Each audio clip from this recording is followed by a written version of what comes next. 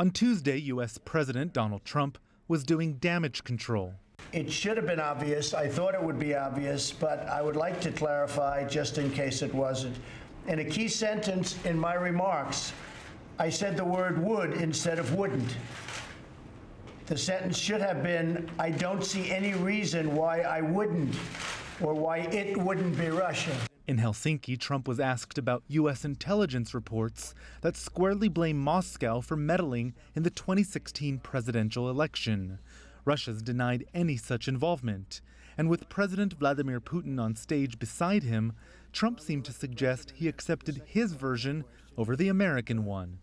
Back on U.S. soil, Trump now confirmed he accepts U.S. intelligence conclusions. He then welcomed a group of Republican lawmakers to the White House for talks. Members of his party had condemned Trump's behavior as shameful and a disgrace. Vladimir Putin does not share our interests. Vladimir Putin does not share our values.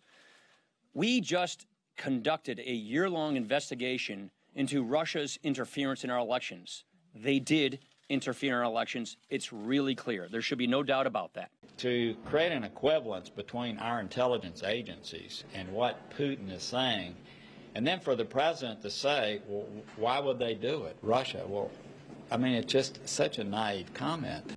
Newspaper headlines across the U.S. on Tuesday echoed the sentiment, and many lawmakers demanded to know what, if anything, Trump offered Putin behind closed doors.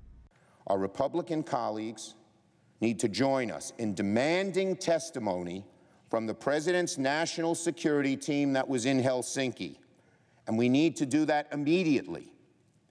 We need hearings as soon as possible to assess what President Trump might have committed to President Putin in secret. Well, more than 40 leading Republicans have come out to publicly criticize the president on this. Many of them have been vocal supporters of Trump in the past, so their apparent break from him, at least on this issue, speaks volumes. The question now is, does White House damage control do enough to fix this? Rowie Rettenberg, CGTN in Washington.